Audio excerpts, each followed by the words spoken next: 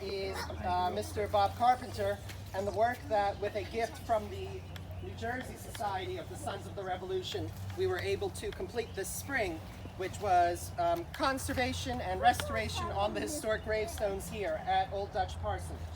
Around 1:30, the mayor of Somerville is coming, and a few more of the Sons of the Revolution. We've got one of them here already, and we'll be able to thank them more formally. But before then, I'll let Mr. Carpenter just talk a little bit more about his work as a mason. He's done the work not just here at Ringwood State Park on our northern New Jersey border, and at many other historic sites in New Jersey and New York, all around that area. So I'll let Mr. Carpenter talk about, and he is Mr. Carpenter. But my understanding is that in the King, I told Sue Schutte, I don't know if she thought it was funny, in the King James Version, they think Joseph was a mason, and he became a carpenter in the Old English translation, but I'll leave that for another time. Okay. We saw the light. Bob can talk. So really, he is in the proper profession. Yes. Hi, thanks, Paul. As I mentioned, this area was completely underwater from Hurricane Ida. Went up almost to the top of the fence here, so it was quite deep. These stones were knocked down. You can look at the pictures on the board here of before what we were facing. We have some very historical markers. So we had to do different problem solving for each stone.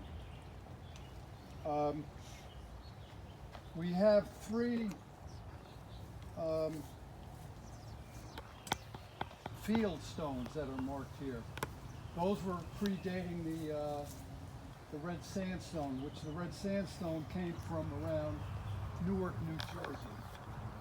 So Jersey provided the sandstone for the entire area. New York, Connecticut. Connecticut had their sources also, but New Jersey was the primary source for the red sandstone. So you had, first they would have used some wooden markers, like a post, and they deteriorated and eroded over time. Then they had the field stones that I mentioned, and I always call them like the grandpa stones. He would try to carve some letters in them best he could, and some of them are very nice. You go over to the French cemetery in New Milford, New Jersey. That's the oldest cemetery in Jersey. They have about 12 of these field stone markers there. They're beautiful. So that's quite interesting. So then the industry was developing here in New Jersey, and they started to quarry the red sandstone. So we have other markers were red sandstone. They were knocked down, so I had to reset these things. This guy is a Revolutionary War soldier, and Betty, I guess, will talk about that, and then about this other one, the other stone that's very interesting that I had to put together. Some stones held up very well. This one is intact. It's very tight. When they cut it out of the quarry, the stone is very tight fitting, so it hasn't spoiled or cracked.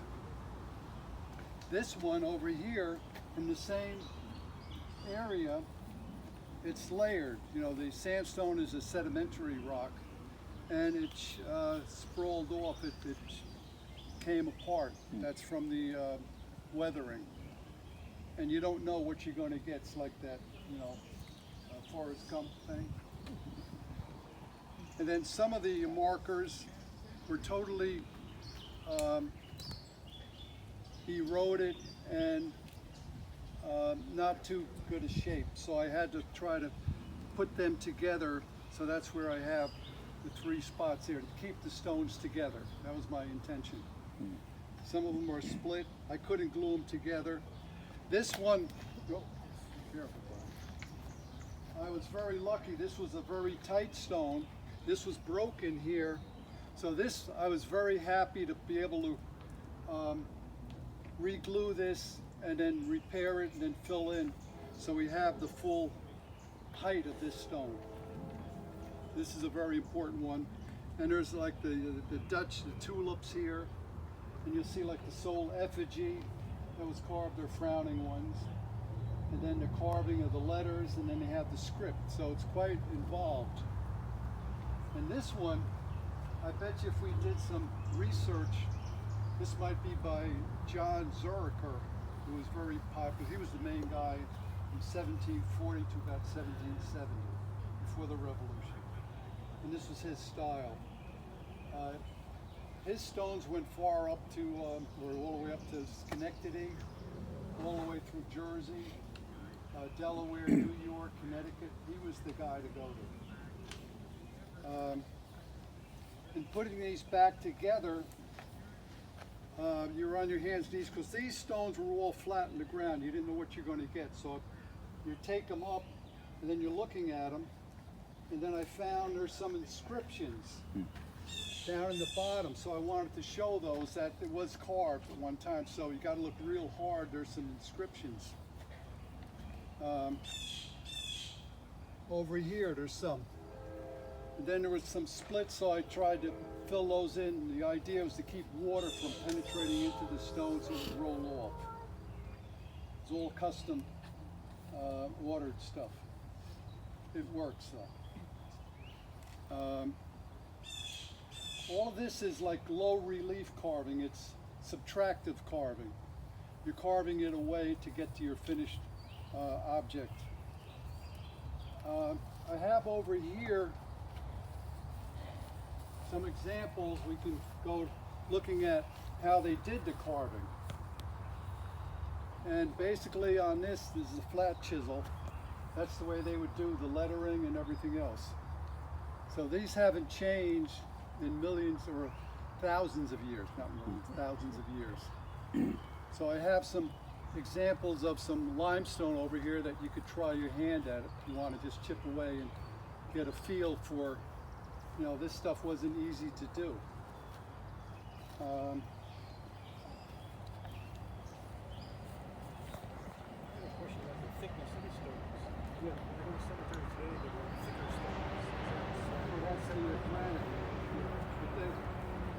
This is expensive. They had to cart these things by hand, you know, on the back of a wagon.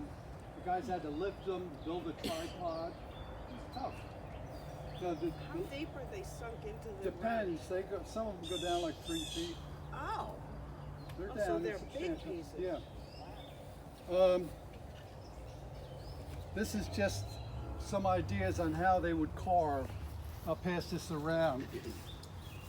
Where you're doing your drawing and then you start your detail and you detail in the final thing. So maybe you could pass this around. Just give you an idea. The lettering is the same sort of thing.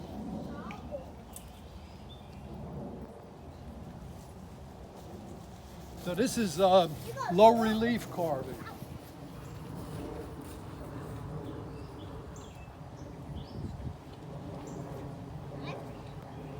Here's a stone, a letter, a sample that I was doing for the Botanical Gardens over in New York with some little gold leafing. You can pass this around. Don't put your hands or your fingers on the gold leaf. It kind of like puts some oil from your fingers on there. And here's some other things about starting out doing a figure.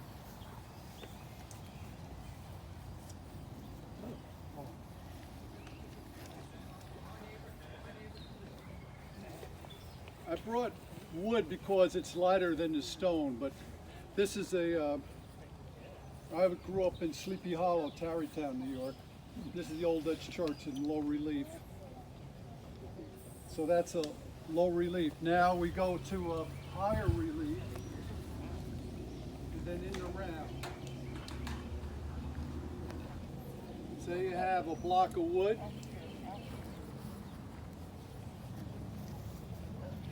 And then you're blocking it out, called the blocking out process. That's what they do with this stuff too.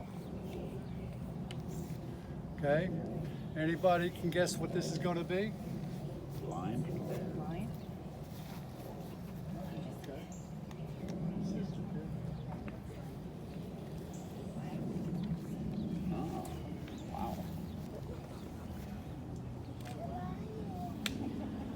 I did this when I was studying in Germany.